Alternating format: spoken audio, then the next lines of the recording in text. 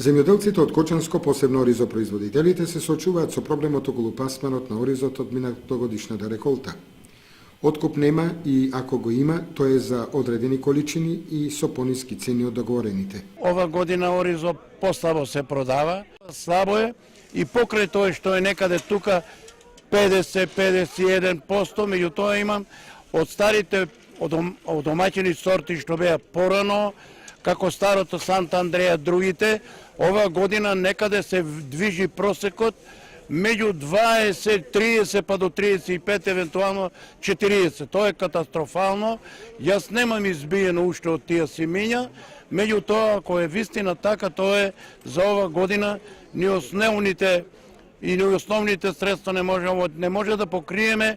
Земјоделците од Кочанско посебно се задоволни од субвенциите кои владата ги обезбеди во делот на оризопроизводството.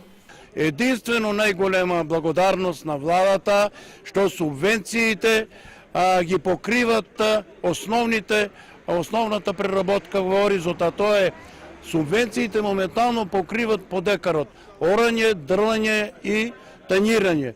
Задоволни сте од субвенциите?